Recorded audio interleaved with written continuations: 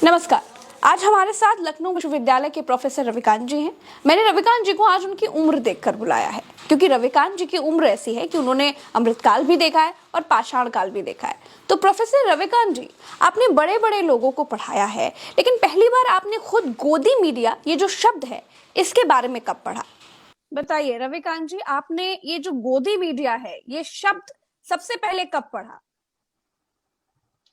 देखिए, ये अमृत काल की उपज है ये शब्द, जिसमें वो लोग जो कभी चैनल के एंकर, जो कभी सरकार से सवाल पूछते थे, वो अचानक कहीं ऐसी जगह जाकर के बैठ जाते हैं, ऐसी जगह गिर जाते हैं कि जहां से भजन कीर्तन करने का बड़ा अच्छा अवसर मिलता है। तो वो जो गोद में जाकर के सत्ता की बैठ जाए, उसी को लोगों ने गोदी मीडिया कहा। रवीश कुमार ने ये टर्म दिया था और उसकी जो झलक है, उसकी उसका जो स्वर है, वो उस नाम से भी मिलता जुलता है जो आज के प्रधानमंत्री हैं। तो दरअसल इनडायरेक्ट वे में ये भी कहा जा रहा है कि वो मोदी जी का अपना पाया हुआ मीडिया है। तो यही है गोदी मीडिया। आज ये कोई इंटरव्यू नहीं है रविकांत जी। आज हमने आपको सिर्फ इसलिए बुलाया है कि हम आपसे जानें, क्योंकि आप तो बड़े बड़े लोगों को पढ़ाते हैं। तो आज दर्शकों को भी ये बताएं कि आखिर ये गोदी मीडिया क्या चीज है। विस्तार से समझाइए रविकांत जी। देखिए, ये मैंने कहा ना कि ये अमृत काल की उपज है। और जैसे एक हीरोइन ने कहा था कि हमें आजादी 2014 में मिली, तो 2014 में मिली हुई आजादी को जिन्होंने एंटरटेन किया, जिन्होंने उसको एक्सरसाइज किया, जिन्होंने पूरे तरीके से सत्ता के पक्ष में खड़े होकर के बात की, तो वो है गोदी मीडिया, जिनके एंकर लगातार चिल्ला चिल्ला करके गला फाड़ते हुए हिंदू मुसलमान करते हैं, कोरोना जोहार जैसा शब्द लेकर के आते हैं। ये बड़े बड़े आप ये कहिए कि इन्होंने कई खोजें भी की हैं इसी दरमियान, कई शब्दों को इन्होंने पैदा किया है, जिससे हिंदी की डिक्शनरी बहुत मजबूत हुई है, बहुत समृद्ध हुई है। इस तरह के शब्दों को आपने पहले नहीं सुना होगा। तो ये जो और इसके साथ वो मीडिया शब्द लगा है, तो थोड़ा-सा आपको ये एहसास होता होगा कि शायद ये मीडिया है, लेकिन असल में ये मीडिया नहीं है। हम्म। इसमें वो सारी चीज़ें हैं जो हम लोग पहले भजन कीर्तन मंडली में देखते थे, या वो पायल की झनकार आपको मिलेगी जब वो आ जाएँगे मोदी जी, तो बिल्कुल पलके पावड़े बिछाते हुए वो ये सारा कुछ करेगा। लेकिन जैसे ही वो देखता है किसी विपक्ष के नेता को, तो जैसे वो लाल कपड़ा देख कर के साँड़ भड़कता है ना, वैसे ये भड़क उठते हैं, सवाल पूछते हैं, और इतने गहरे-गहरे सवाल जो शायद उनको भी नहीं पता होता है। वो व्हाट्सएप पर उनको मिलते हैं, उनके ना सवाल पता होते हैं, ना जवाब पता होते हैं, लेकिन वो उनको सिर्फ करना रहता है। तो एक तरह से जो आप कहते हैं ना कि जिसको चलाया जाता है, कहीं डोर कहीं और से है, ये वो लोग हैं। पीछे से कोई खींच रहा होता है, मुँह जितना खोलना है उतना ही खुला होता है। जब इनसे कह दिया आपसे चुप रहना है तो वो चुप हो जाते हैं। तो ये बच्चे आप 21वीं शताब्दी के बड़े मज़ेदार एक किस्म के ये खिलौने हैं, हम्म। जिन्हें कहीं और से संचालित किया जा रहा है। लेकिन जो रसधार इनको मिल रही है, जहाँ से ये पल्लवित पुष्पित हो रहे हैं, वो उसके प्रति इनकी बराबर प्रतिबद्धता बनी हुई है। बहुत श्रद्धालु हैं और सवाल भी हम्म। कैसे पूछेंगे कि आप अपने पर्स में पैसा रखते हैं कि नहीं रखते हैं? और आप इतना काम कैसे कर लेते हैं मोदी जी? और नहीं होता है तो किसी और को ले आया जाता है। जब ये कौन बेचारे सी चुप टॉनिक जाते लेते हैं, हैं? हाँ, कौन सी टॉनिक लेते हैं, फिर किसी और बॉलीवुड से किसी स्टार को ले आया जाता है जो पूछता है कि आप आम काट करके खाते हैं कि चूस करके खाते हैं। तो इनकी कई वैरायटी आपको मिलती है प्रज्ञा जी। ये रविकांत पहले जी, दिल्ली एक में पाए जाते थे, आजकल हम्म। नोएडा में पाए जाते हैं।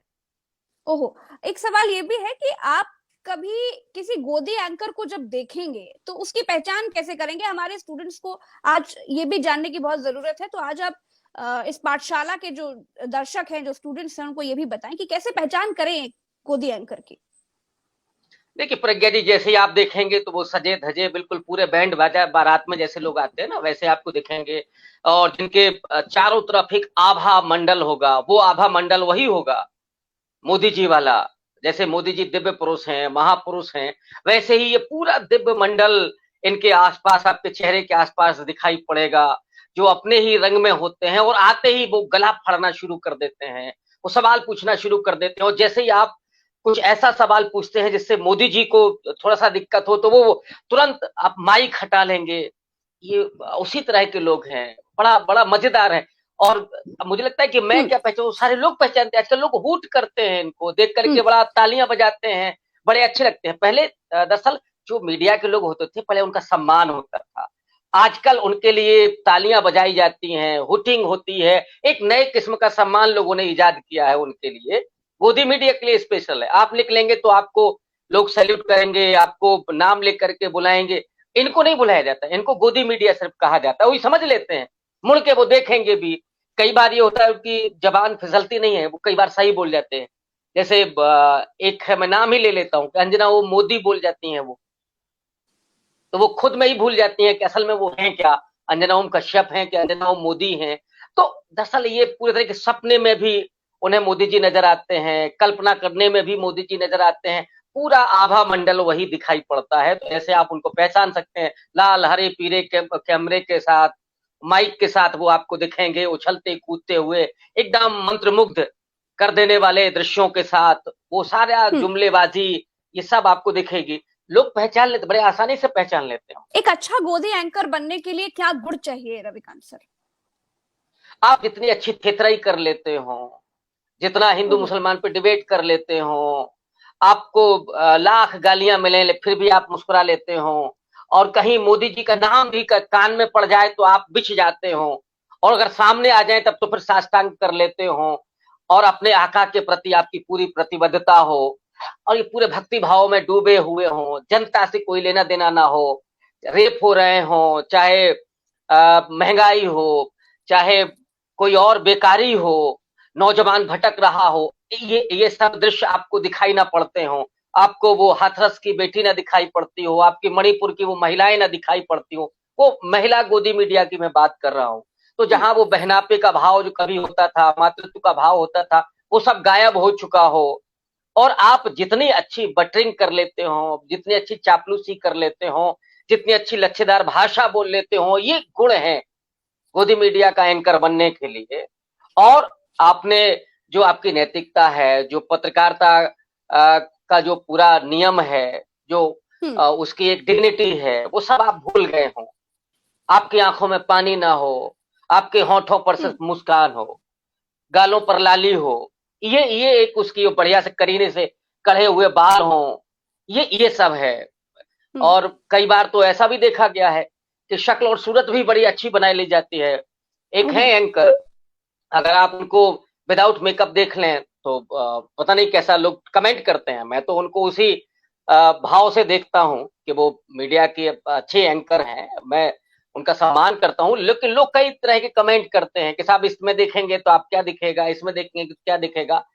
तो ये एक अच्छा एक तरह से उनका बनने का तरीका है, तो एक वही योग्यता है और इसके अलावा और कुछ नहीं।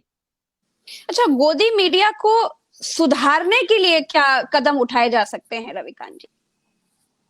नहीं, गोदी मीडिया बिगड़ा कब है? वो दरअसल इसी रूप में है। वो साक्षात जो मोदी जी का जो अवतार हुआ है, तो वो उसी के भक्ति भाव में डूबा हुआ है। मुझे लगता है कि उन्हें और थोड़ा भक्ति की ज़रूरत है और सुधार की ज़रूरत है उसमें। वो आप मैं नहीं मानता हूँ कि वो बिगड़े हुए हैं। अभी जैसे-जैसे और जाएँगे ना, तो लोग उनको और ज़्यादा सम्मान करेंगे। तो इसलिए इनके बिगड़ने सुधरने का वही एक तरीका है। वो और बिछ जाएँगे और वो शुरू हो जाएँगे भक्ति भाव में। अब तो वो आ रहा है ना, मेला आ रहा है, चुनाव की बेला है, तो उसमें वो जितना और डूबेंगे, वो उतना ही और इसको कहते हैं कि अनबूढ़े बूढ़े, जे बूढ़े सब रंग।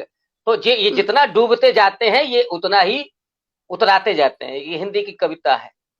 जी तो इनको आप रविकांत ये जी। मत सोचें कि ये डूबे हैं, ये डूबे नहीं हैं। असल इन्होंने वो साधना के ज़रिए अपने आप को मोक्ष की स्थिति में पहुँचा दिया है। इसलिए इन पर कोई असर नहीं होता है कि आप कुछ भी बोलते रहें, गोदी मीडिया बोले, कुछ भी बोलें। नहीं, ये दरअसल इनको मोक्ष मिल गया, जीते जी मोक्ष मिल चुका है। रविकांत जी, आपने बहुत अच्छी जानकारियां दी हमें, बहुत सही जानकारियां दी हमारे दर्शकों को, स्टूडेंट्स को गोदी मीडिया के बारे में। एक आखिरी सवाल आपसे यह है कि गोदी मीडिया से बचाव क्या है, कैसे बचा जा सकता है गोदी मीडिया से?